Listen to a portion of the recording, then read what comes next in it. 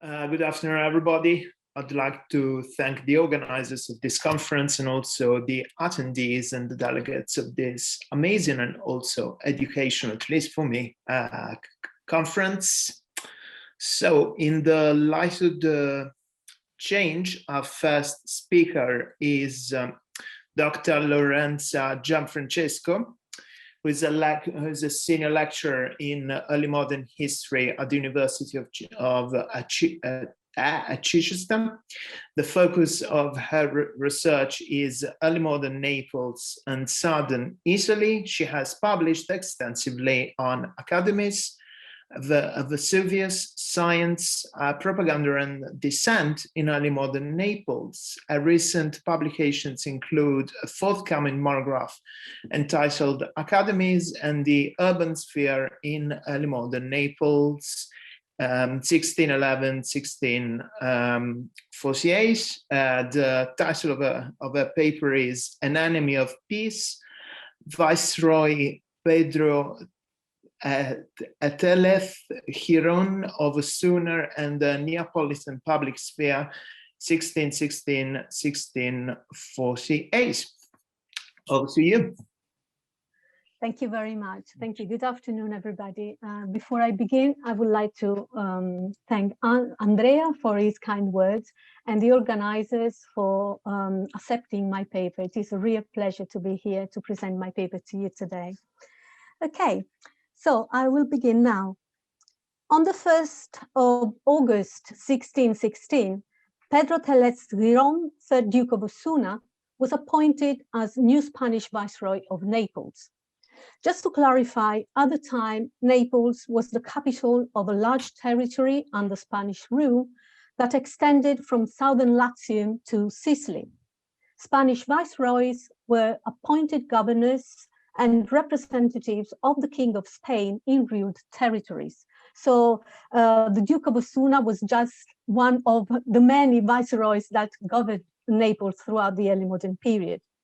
So the Duke's mandate, which ended in 1620 and was indeed quite short, went through different phases, from the height of glory to the depth of ignominy. Osuna's political choices and controversial lifestyle caused scandal and gossip, which resulted in discord and friction among different social groups. In this paper, I intend to discuss some events that shaped Osuna's public image in the city. In so doing, I would like to highlight the strategies that he implemented and the extent to which they gathered consensus. The latter was very brief and mainly resulting from a successful propaganda operation aimed at disseminating an image of the Duke as a man of the people, a military leader, and a devout Catholic. Osuna's public image was also constructed through communication strategies that made use of segments of the public space as political platforms. And it is specifically with this area of public communication that my paper is concerned. Indeed, the routes that Osuna followed during his public appearances purportedly enhanced the visibility of quarters and buildings within which the Duke's most important allies and supporters resided. By contrast, the Viceroy's estrangement of some local groups and the areas they inhabited fractured consensus and even generated open conflict. In discussing these themes, I also wish to highlight the extent to which the governmental style of Osuna mirrored policies formulated at the Habsburg court in Madrid, which were intended to implement a program of political and ideological unity within the territories under Spanish rule. So throughout his Neapolitan mandate, Osuna made use of the public space as his preferred communicative platform.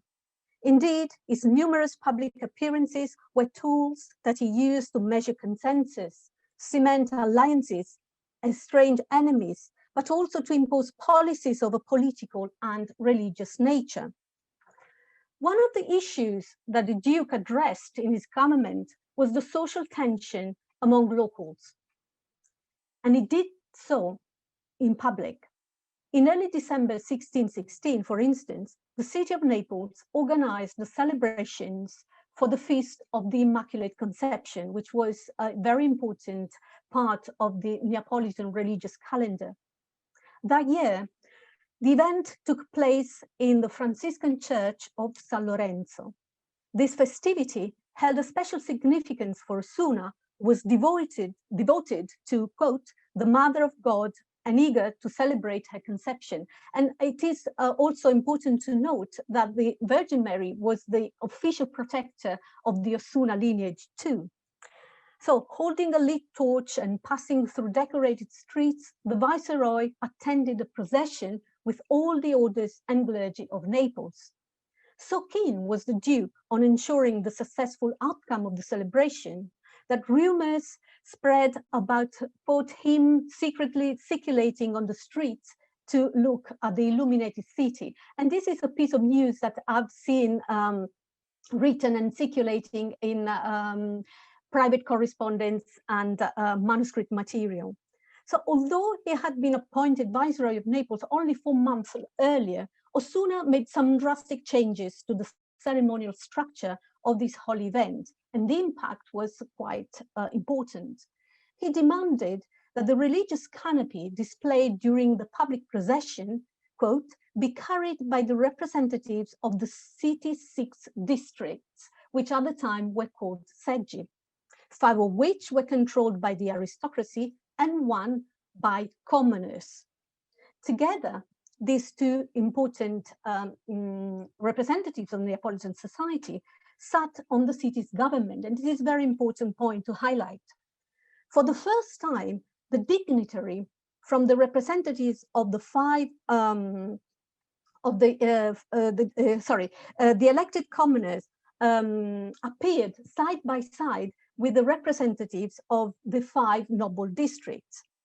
So through this gesture, Osuna challenged the traditional boundaries of social distinction between nobles and commoners. The aristocracy, unsurprisingly, perceived this change as an affront to its supremacy over commoners. Promptly reacting to this decision, quote, many nobles extinguished their torches and left the procession. And this is what is contained in a diplomatic dispatch sent to Venice by the resident ambassador, the Venetian resident ambassador in Naples. Osuna, on the other hand, did not admit defeat. On the 7th of December, following the controversy that had arisen between nobles and commoners, Osuna declared by this decree that, and here I quote, it is permissible that the commoner dignitaries bear the pole of the canopy together with the noble dignitaries during the procession that will take place on the day of the festivity of the Holy and Immaculate Conception, end of quote. So the importance of this decree is twofold. Firstly, it emphasizes Osuna's use of public events to divulge his decisions. Secondly, it highlights the Duke's favorable position towards powerful commoners since the beginning of his Neapolitan mandate. Indeed, the edict, which was disseminated in various Italian states, broke established conventions and brought to public attention the long-term hostility between nobles and commoners concerning political equality and visibility during public events.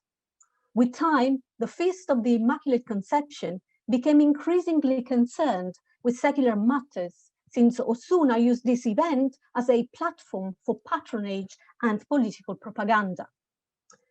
So the Feast of the Immaculate Conception offered Osuna a platform to publicly impose a reformed religious cult that acknowledged the purity of Mary from original sin. And this was not something that the Neapolitans were familiar with. The theological dispute had first arisen in Spain in 1615 between 2 ideologically divided blocs.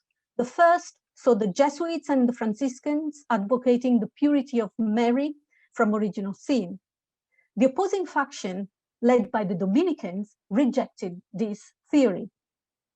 What originated as a theological dispute became a widespread controversy that would soon transcend its local context.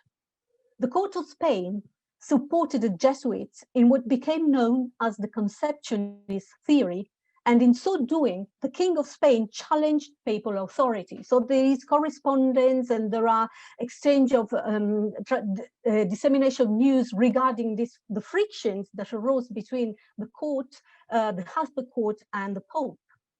Although an unresolved theological dispute, the dissemination of this reformed cult in Spanish territories helped reinforce an idea of political unity and confessional uniformity that was crucial within a system of decentralized power like the Spanish one.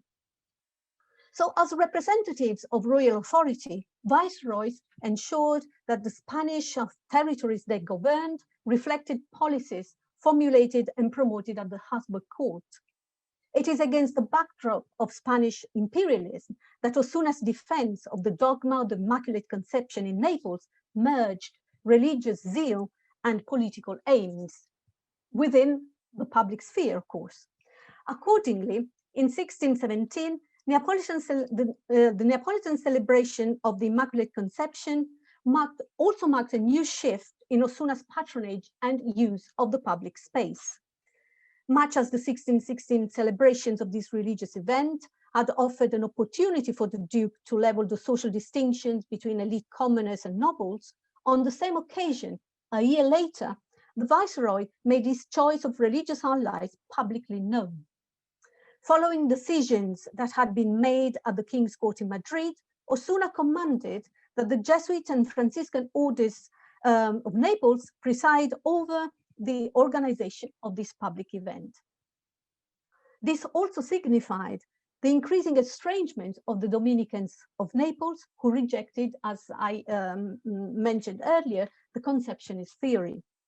So the Duke's favorable position towards the Jesuit and Franciscan houses of Naples engendered strong resentment, which subsequently turned into open hostility. And this open hostility again finds its space in a busy news books and private correspondence between Neapolitans and people living outside the Kingdom of Naples.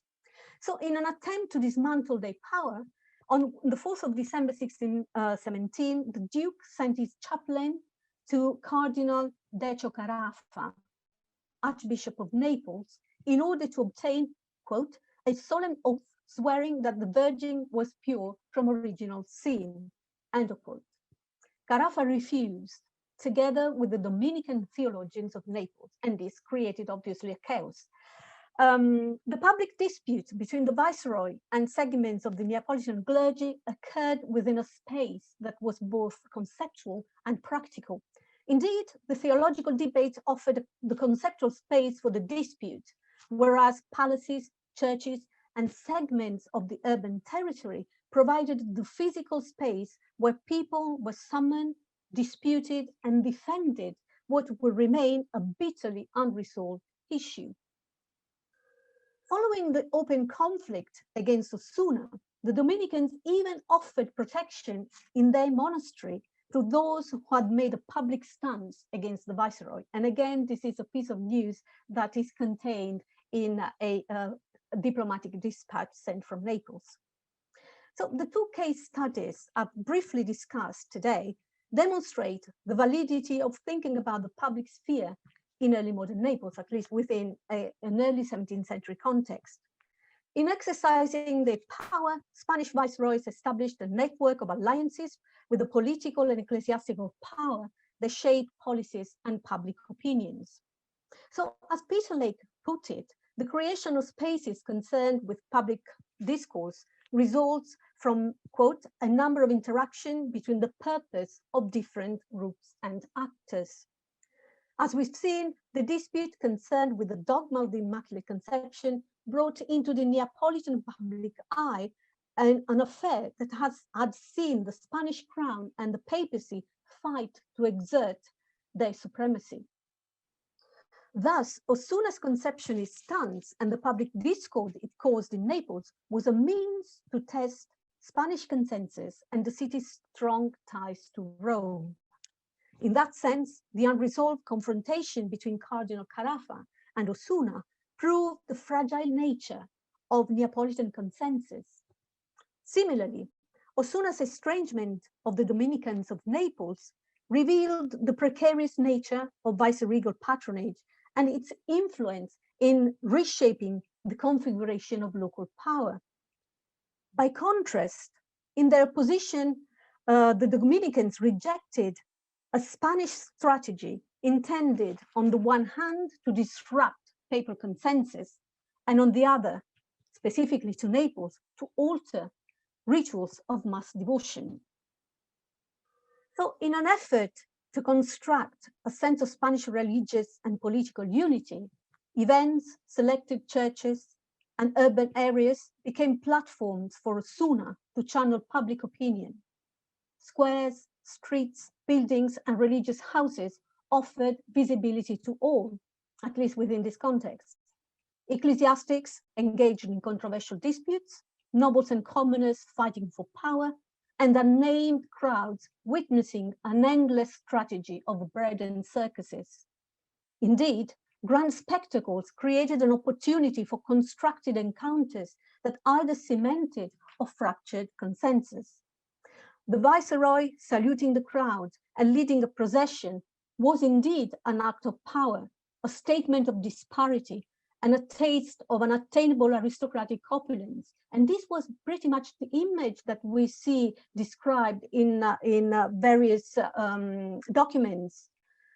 In the bigger scheme of things, the masses remained silent victims, at least officially, of an overwhelming elitist power that did not hesitate to manipulate their lives and beliefs to fulfill political objectives. Nonetheless, the lack of evidence about the voices of ordinary Neapolitans in the case studies I have very, very briefly discussed today does not imply that they lacked what Peter Burke has defined as the political consciousness of ordinary people.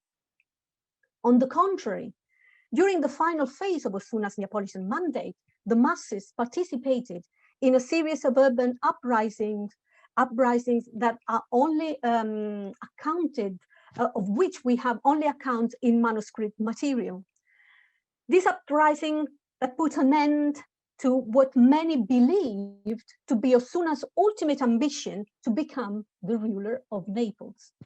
So divided into fighting factions, in early June 1620, the city was on the verge of a civil war. Osuna and his allies went to the poorest districts of Naples, throwing coins at a barefoot crowd who shouted, and here aside from an aviso, "We do not want any other viceroy," end of quote. Simultaneously, members of the opposing aristocratic faction, again, I cite from manuscript source, quote, rode through the streets of Naples and told the good people to remain faithful to His Majesty, end of quote. On the 14th of June, 1620, Osuna was forced by order of Philip III to leave Naples for Spain. Upon his arrival, he was charged with a series of accusations, which included corruption, abuse of office, misappropriation of public funds, and treason. Following Osuna's arrest, Madrid sent to Naples a team of magistrates with the task of conducting an investigation on the Duke's Neapolitan mandate. The documentation on Osuna collected in Naples reached Spain in 1623, 17 boxes of papers. It took 2 months for the Crown magistrates to read the amount of material, which also included the task of selecting what they considered to be reliable documents. And I have to say that given the dissemination of this material, that the Neapolitan voice was taken very seriously at the Habsburg's court. So to conclude, during the period Osuna was Viceroy of Naples, the urban sphere became a platform for the enactment of collective devotion, propaganda, and dissent. As we've seen, Osuna's infringement of civic and religious traditions resulted in a series of disputes that saw Neapolitans involved in various forms of public communication. Osuna viewed the public sphere as a platform to cement consensus and easily eliminate dissent. So he believed. His network of local alliances failed, however, to guarantee protection against the strong ties that rival segments of Neapolitan society had, paradoxically, with Madrid. It was through the prompt initiative of locals acting as secret informants who would send documents to Madrid during this period to the King of Spain, that Osuna's political ambitions were finally exposed. In that sense, Osuna himself became a means to an end, and indeed a political pawn in the hands of those who acknowledged that foreign rule was only possible through the consensus of a small core of powerful subjects. Thank you very much for your attention.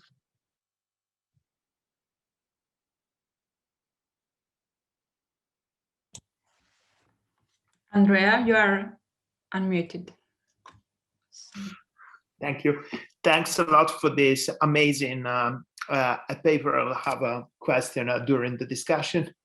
Our next speaker is, our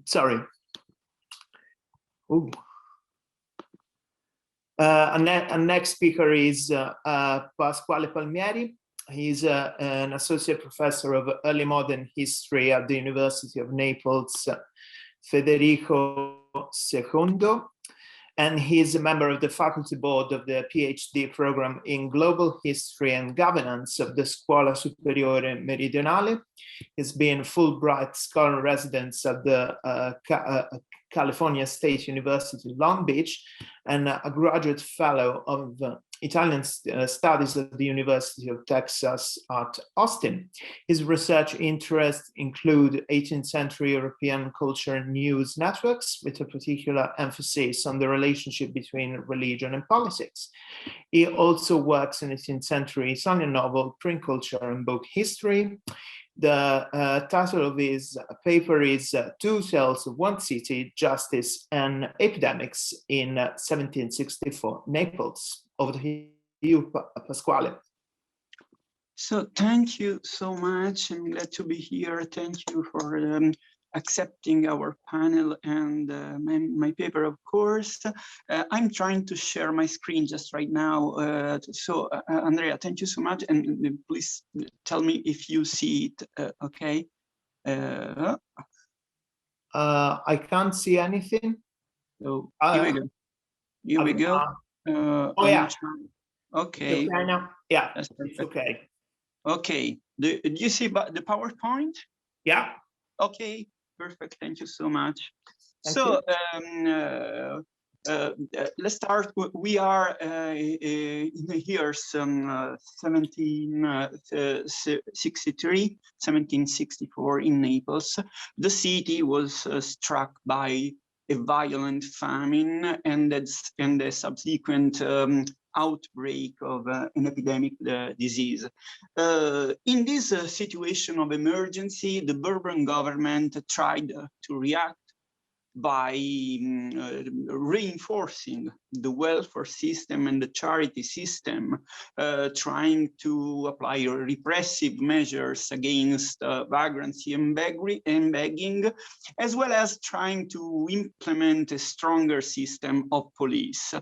And for its part, the population reacted to the lack of food and the health emergency by developing a very intense, massive social debate, able to involve both learned and unlearned people, so groups from different social areas and with different social backgrounds. People started talking about agriculture, productivity, or land ownership, and developed new questions, new important questions on the role and the legitimacy and the roots of feudal and ecclesiastical property. And they also tried to develop new questions about how the market worked and how to improve this kind of market in order to provide the city with new food and new primary sources. In the same months of this big social and health emergency, The city of Naples, the attention of the city of Naples, I'd say, was attracted by a famous trial. A famous trial against a friar of the Augustinian order. His name was Leopoldo di San Pasquale, and he claimed to have been buried alive in a pit dug in the courtyard of his own convent by the members of his own religious order. So a very heavy accusation against the hierarchies of his own religious orders, and he basically claimed to be a victim of torture, of violence, and of an illegal procedure of justice. In a few months, this famous trial, turned into a big public spectacle, and members of the clergy, members of the secular government and of the administration, insiders of the justice court, like for example judges, lawyers, notarists, as well as the printers, booksellers, merchants, street performers and street vendors were involved in the diffusion of a huge number of both printed and unwritten texts regarding this trial, revolving around this trial, and with images, gossip, whispering voices. So a very intense and massive circulation of news around a big event. What I'm trying to show in this paper, what I'm trying to demonstrate with this paper, is that these two big narratives, so the narrative on the social emergency, famine and the outbreak of the epidemic disease on one side, and the second narrative on the famous trial on the other side, in a few weeks they merged into one big mainstream, let's define it master narrative, able to involve Neapolitan public sphere or public opinion, and able actually to undermine or to change and transform the organization of the state. So in other words, Neapolitans, thanks to the discussion in the debate around these two big events, were able to develop a new kind of worldview on one side, and on the other side, a new idea of state and its organization as well. So the Augustinian friar, the accused of this trial, was defended by a very famous lawyer. His name was Francesco Pequeneda. We may define him as a sort of forensic performer because he was able, both with his speeches and with his written texts, to turn his client Leopoldo into the hero of a picaresque novel. One of his most important texts, titled "The Memoir to be Presented to His Majesty," underlines what was the most important problem at stake, the procedures of the Holy Office. So Pequeneda screams in the Justice Court that the ecclesiastical authorities are responsible for a great abuse and a great violence because they have used against Leopoldo the procedure of the Holy Office. And we should remember that this kind of procedure, this kind of legal procedure, was forbidden by the King of Naples, Charles of Bourbon, 18 years before, in 1746. So it was a very delicate moment, and we should also consider that this trial also became a sort of key moment, a sort of turning point of a long-lasting battle between the church and the state in the middle decades of the 18th century. In that particular period, the government showed a great relevant commitment to enlightened reform, but in 1759, King Charles of Bourbon became King of Spain, so he had to leave Naples, and his son, Ferdinand IV, was still too young. He was still in its infancy, and the government was in the hands of a council of regency. So a restricted group of people trying to control the state, the administration, and the city of Naples as well. They had to face a very difficult situation with a lot of social tensions, with a strong division between rich and poor, and with a high rate of unemployment and criminality. But in this period, there are also different aspects and these aspects deserve our attention, are worthy of attention. For example, there was a very lively public space with a great communicative activity and a rich print market with more than 50 printers active in Naples. A key role was played by Bernardo Tanucci, who was Secretary of State, he was Minister of Justice, and what is more important for this paper is that he tried to control the circulation of news. So he enjoyed a high degree of control on print culture and on the print market in particular. This trial had an important consequence on the structure of the Catholic hierarchies in the Kingdom of Naples, and who ended up in the eye of the storm was the Apostolic Nuncio in Naples, namely the diplomatic representative of the Holy See to the kingdom. The Apostolic Nuncio was in trouble because Pope Clement XIII had actually understood how important was this trial for the reputation of the church. And it was important for him that the Inquisition was on the table. The affair of the Inquisition was on the table because the consequences of the trial could be more than serious for the Catholic hierarchy.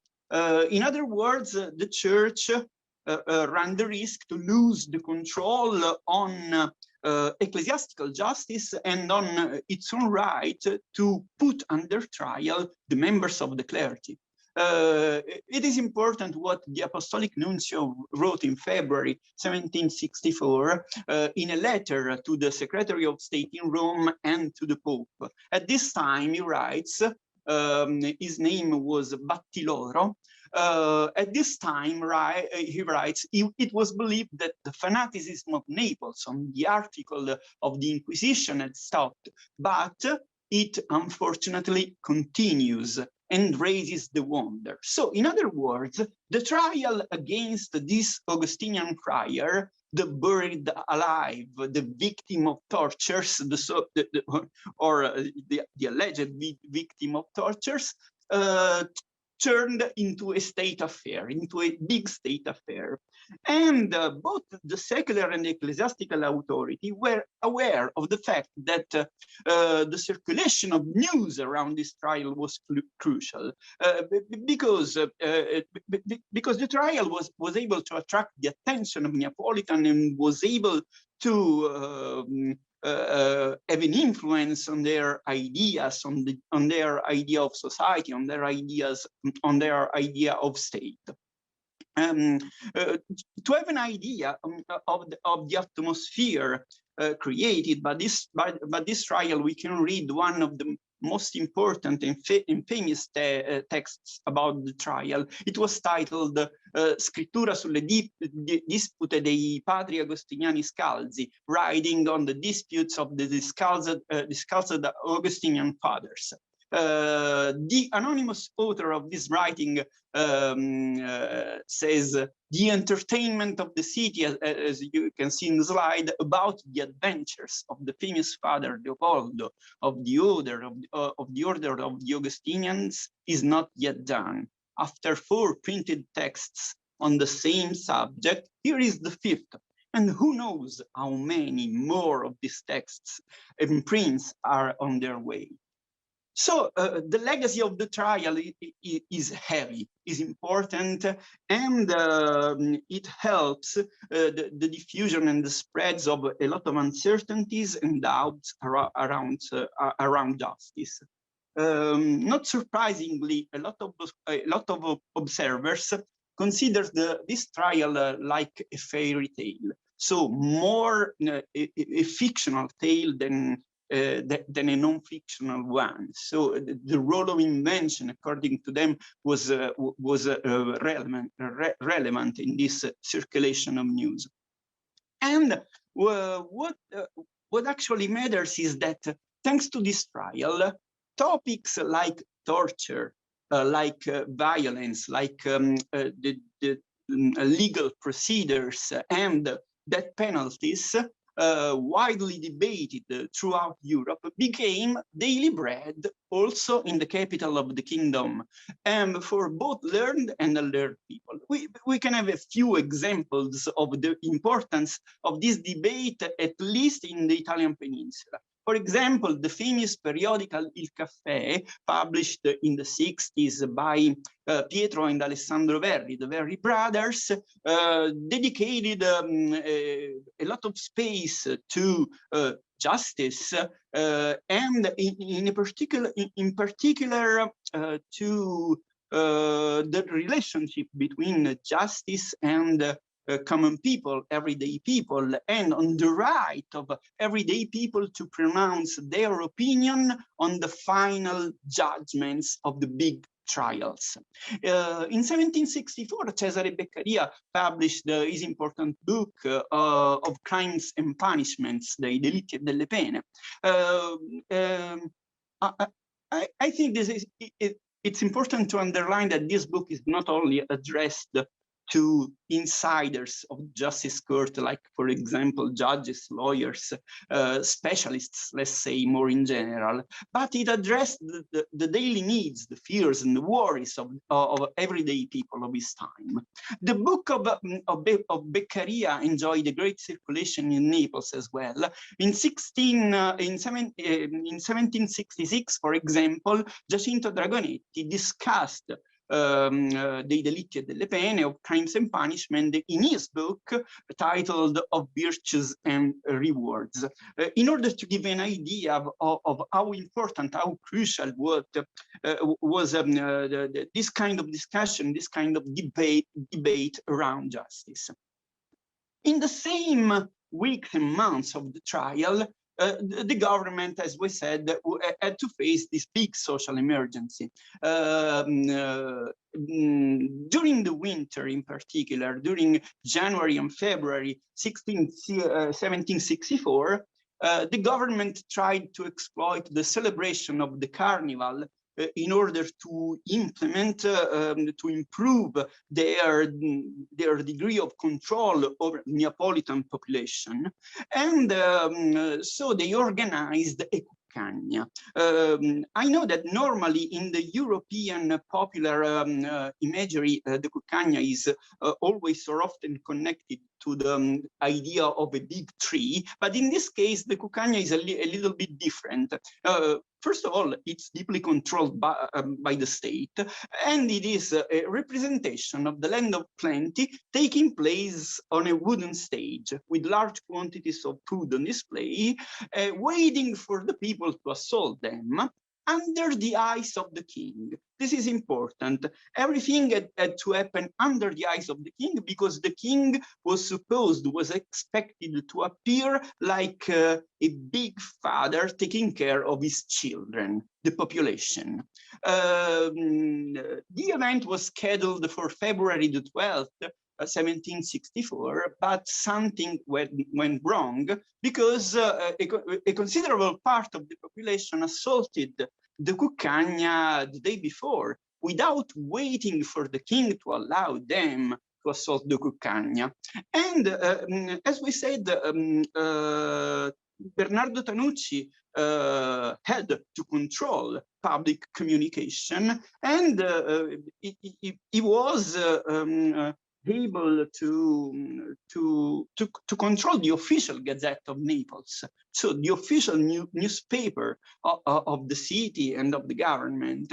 It is relevant to see how the account of this key event of the social emergency appears on the official Gazette of Naples. I quote, "Some of the plebs, that is servants and porters, usually stay in the vicinity of the royal palace. They were expected to make their move to the cuccagna on Sunday.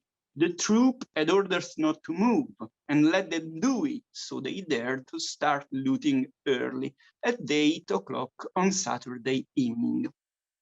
So they basically try to minimize the importance of the event, but we cannot deny that it was a very troubling moment for the government, for the secular government of Naples. The social tension was very high, and it was difficult to control Neapolitan population, to control poor people in particular, because they were trying to face the lack of food. In this moment, in these particular days, there was the outbreak of what we may call a communicative battle in the city of Naples, looking with a lot of texts, a lot of representations, a lot of communicative initiatives, looking for the responsibles of the social disasters. So a lot of letters, sermons, short verses, whispered rumors, and thanks to all of these texts, news of international plots spread very quickly. As a consequence, the Neapolitans began to believe that foreign powers, foreign countries were forcing them to die of starvation. On March the 13th, Tanucci wrote in one of his letters, "We have reached the end. The sea is in conspiracy with the land." And then he also adds, "Everything is tears, prayers, processions, penances, clamor, and painful misery."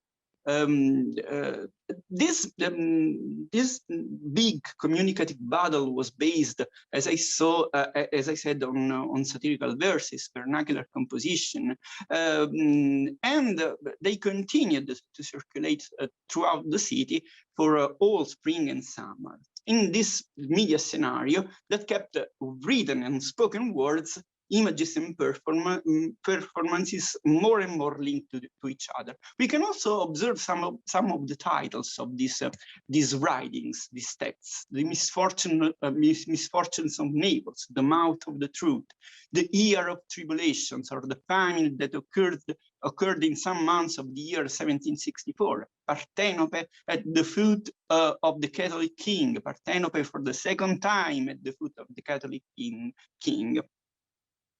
What actually matters is what is the outcome of this communicative battle? Different representations, different readings of the same event competing with each other. We may say that a considerable part of these texts attributed the responsibility of the disaster to the government and to the central power. But this part of the texts didn't manage to become mainstream texts. Didn't manage to create a mainstream message. So they didn't manage to develop a different kind of persuasion within the city of Naples for the population of Naples. What became mainstream instead was another reading, another interpretation of the event, according to which the responsibility for the disaster had to be attributed to the social elites. And when I say social elites, I refer to members of the high clergy, members of the high hierarchies of aristocracy, and to the representatives of the city of Naples. In other words, Neapolitans ended up to believe that after this communicative storm and this media storm, ended up to believe that they were in trouble because of the behavior, the bad behavior of their social elites. Symbols play an important role in this communicative battle as well. In the symbols, we can actually see how the narrative of the trial meets the narrative of the famine and of the outbreak of the epidemic disease. In a particular way, we remember that the Augustinian friar, Leopoldo di San Pasquale, had claimed to have been buried alive. After escaping from prison, thanks to the intervention of the king, he presented himself with the help of his lawyer Pequeneda as a living dead, as a sort of revenant, as a sort of mythologic creature, and Neapolitans in this case were expected to be astonished looking at a man who was still able to walk after all of the tortures, after all of that violence and all that abuses, all those abuses. And at the same time, the huge number of peasants and of people was escaping from the rural areas around Naples, going to the city, breaking into the city in search of food and of assistance. And in this media storm, in this communicative battle, they were represented as an army of revenants, as an army of living deads. So, in other words, to sum up, this transformation of the media ecosystem was based on two different great forces: a grassroots movement from above, and the needs of the Bourbon government. We may say that in this bunch, in this amount of anonymous texts, there's some degree of spontaneous effort, of spontaneous initiative. But in some way, we should also observe that if we try to produce an overview of this media landscape, the needs of the Bourbon government, the communicative needs of the Bourbon government are privileged. Everything goes in a well-defined direction. The responsibility for the disaster, first of all, and for the moral decay, goes to the clergy and the nobility, goes to the representative bodies of the city of Naples,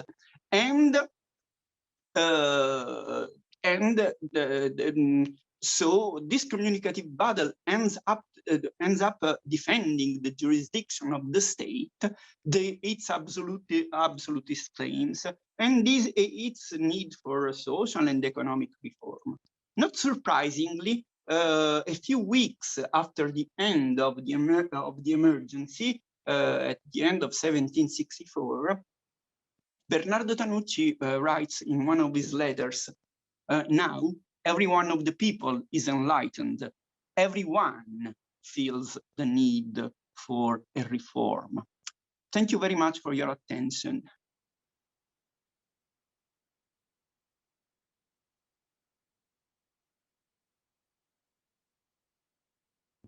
Thanks to all the speakers, and a virtual clap to the two of you, and the floor is now open. Any question? I'm sorry, Andrea. How can I? There you okay. go. Here we go. Oh. Okay. Great. The floor is now open. Any question?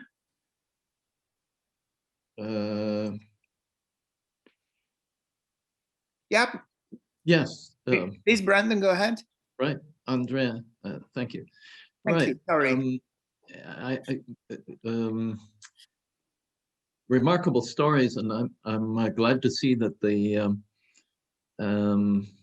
project continues to create results regarding the Two Tales, the cities project, and the urban culture that you've been studying. And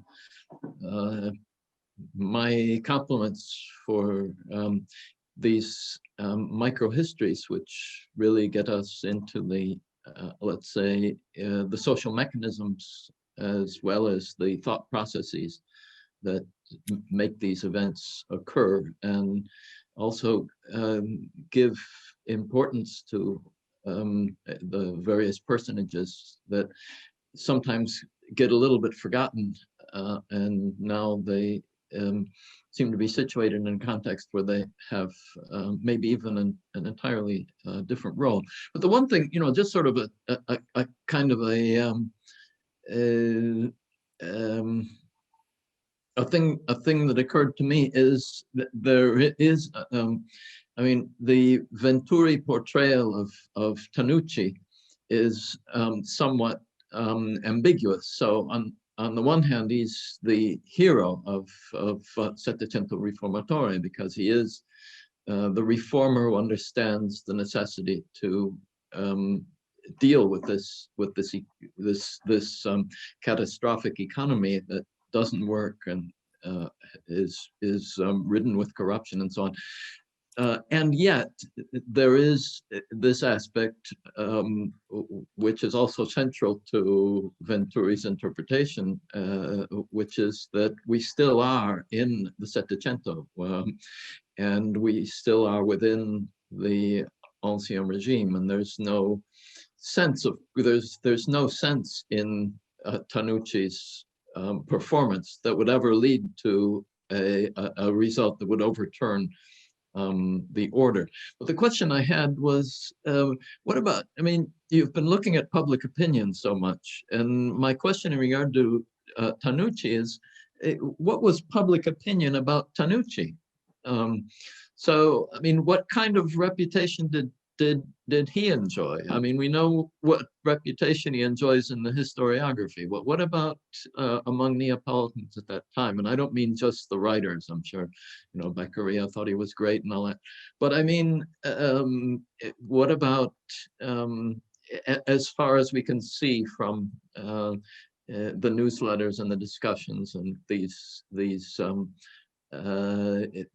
sort of publicistical literature? Andrea, may I answer? Yeah, please. Okay. Thank you so much. Thank you so much, Brendan, for this question. It is very thought-provoking. I think that in some way, Tanucci is still is the hero of a considerable part of the historiography on 18th century Naples. Of course, Venturi had his own perspective, but we should also consider that, for example, and this is meaningful according to me, that in the 60s of the 18th century, Tanucci had no idea of what the encyclopedia was. So yes, social reform, enlightenment, and whatever. But what he actually cares about is the how to preserve the stability of the monarchic power. It is his obsession. What I'm focusing on is the relationship between Tanucci and his government, his strategy, and the media landscape. Tanucci didn't have any idea of what the encyclopedia was, but have a very clear idea of the importance of the social sphere. He became aware of how crucial it was to manage it, to control the social sphere in order to develop a different kind of control on the country and on the city of Naples. He knows what kind of books people love to read. He knows, for example, the importance of new novels for the book market, and he knows how the Gazette is important for this kind of people. In one of his letters, he writes, for example, that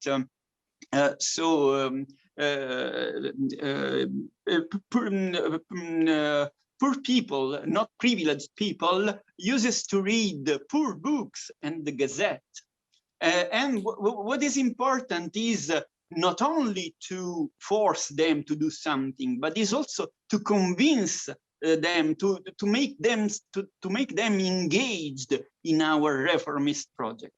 And in another important letter, he also writes, for example, in order to understand how all this kind of control of information is not the result of a plan, but it is much like, you know, riding a wave, being aware to move in a particular situation. He writes, and I quote, "I tried to help myself a little bit with the Gazette." A little bit with the Gazette in order to make people aware of how important is what we are doing, you know, and in some cases is able to do also to work on a sort of co-optation, you know, for cultural mediators in order to make the project of the monarchy understandable to Neapolitan people. I hope my answer was clear enough. Very exhaustive.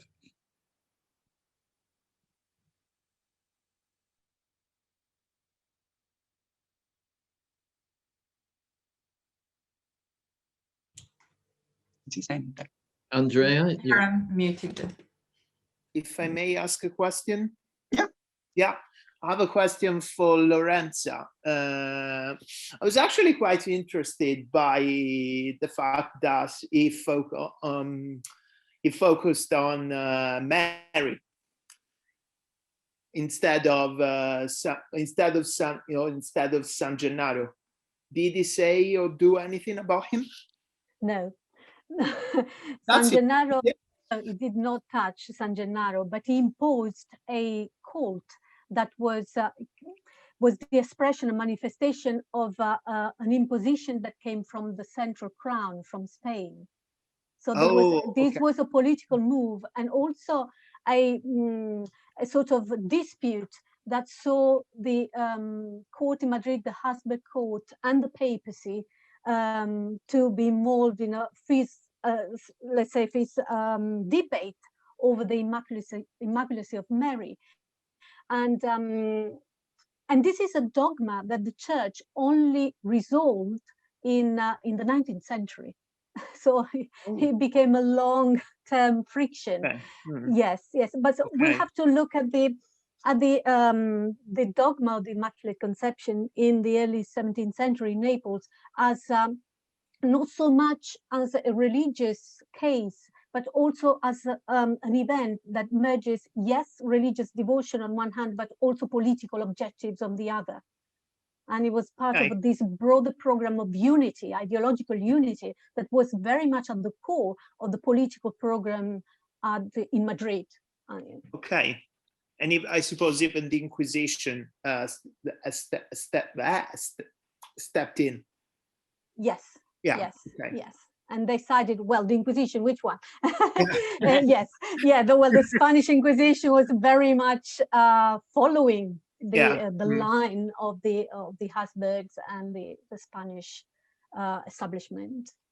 Excellent. Thank you so much for your question. Any other question from Andreas? I'm Davide. Yeah? Yeah, may I ask a question? Yeah. Please, by all means. Thank you guys for your papers. I know your work, obviously. And I have a more general question maybe on both of the two papers, and also some remarks on one thing. So we're talking about Naples, which is throughout the early modern period one of the biggest cities in Europe after London, yes, I think Paris. So after 1648 is the biggest capital of the Spanish Empire. Madrid was even, with less people. So it's obviously that the rule of metropole and the rule of the city as a really, great laboratory of circulation of news and, communicative practices is pretty much evident throughout the early modern period, even though the Italian historiography, as you know, hasn't really, paid a lot of attention on this aspect. So the thing is, I was just thinking to ask a question to Lorenza on this rule of the city as a kind of laboratory of stereotypes. Coming back also the idea of the ceremonial public sphere of Habermas, where he says that, the power in this system, in this model, the power just perform its duty and the people cannot answer, right? So on the other hand, what you have shown that this kind of model is made of rational and irrational element, and also that people can actually, perform actions. And on the other hand, on the same line for Pasquale, it seems that is a really important aspect, the legal system in early modern period, when we talk about publicity and we talk about public sphere. So the law as, the most public power, and also maybe the way to exert or maybe to, to twist in order to produce reform can also come from kind of public campaign in a sense. So these are my two questions, and thank you for your brilliant papers. Okay, thank you very much, Davide. That's obviously a very interesting question. Right, the role of the masses, it depends where we look. Of course, there were passive recipients at times, and in other historical circumstances, they reacted promptly and rationally to the establishment, the political establishment. And it is interesting to see this ambivalent position of the masses in documents, especially in archival sources and manuscript material, where we see on the one hand, Osuna as described in a triumphal position where he dominates the urban sphere, I should say, rather than the public sphere in this particular instance, through a very complex ceremonial ritual in Naples. But on the other, we have documents saying that sometimes Osuna, who loved going out on the streets of Naples because he had a very eclectic personality, so he tried to gather consensus among the masses for what was believed in the end to be his ultimate ambition to conquer the city, was often attacked by the masses, because one of the problems that he faced and he could not resolve, and was possibly one of the reasons that contributed to his end, to his political decline, was the problem of troops in the city, in the center of the city. During Osuna's government, there were as many as 12,000 soldiers who had been positioned around the palace in the so-called Spanish quarters. And this created so much friction between the locals and the Spanish troops. And hence, we have quite a few instances of people reacting to even his passeggiate on his public appearance, informal public appearance on the streets, because they couldn't take it any longer. Yes. So on the one hand, we have this triumphalistic image of soon on the other, we have a man who is attacked on the streets. And also, thank you very much for highlighting the position of Naples as a capital during this period. Yes, we know that even before the 1631 eruption of Mount Vesuvius, which was incredibly, terrible for Naples. Naples was unarguably the largest capital city in Europe, much larger than Paris, surely. At this time, London was developing, but wasn't the major capital that it would become later on in the 17th century. So yes, according to some sources, Naples reached during the 1630, so even during the period Osuna was viceroy of Naples, as many as 500,000 people, including commuters who would go from the Casali, from the villages, to the center of Naples for work or for various reasons. So there was intense mobility, but also, yes, was the largest capital. And thank you very much for highlighting that.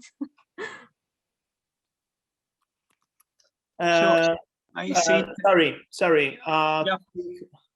Quick word of advice. Try to make your answer as short as possible, because the next panel will start very soon. Thank you so much, and sorry for.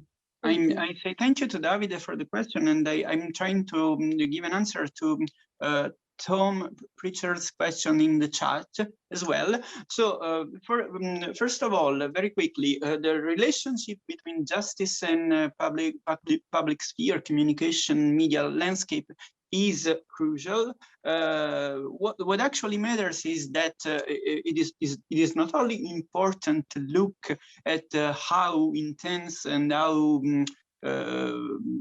big is the communicative storm around justice and then around famous trials and justice cases, but also the quality of this kind of information. During the Ancien regime, 15th century, 16th century, 17th century. So there was a great deal of representation of justice, but the representation of justice was also very performative in some way, because it was aimed to show to the people, to the subjects, how effective was the established power. So how effective were both ecclesiastical and secular power in punishing criminals and in re-establishing the social order in some way. There's also another kind of communication, another kind of communicative activity around justice, and it is based on raising doubts and uncertainties on a particular trial. So why the judges behave like this? So developing a very critical question and developing a critical thinking of justice within the communicative storm, within the media landscape. About the representation of Naples in the sources where we are studying, this is a very important question, because it is also a problem of gaze, a problem of perspective, of points of view. For example, in the sources I'm working on the 18th century, it is important that the point of view of foreign observers, of delegates, of diplomats, ambassadors. And in the letters to their governments, I'm sorry to step in. I'm sorry to step in, but I think the new panel will start soon. Yeah. I'm sorry to cut you short. Yeah. They described Naples as a very dangerous city, as a city full of criminals, and a very troubling city. That's all. Thank you. I'm sorry for interrupting you. That's okay. Sorry. So I'm afraid we have come to the end of this panel. In case you have any other questions, feel free to get in touch with our speakers.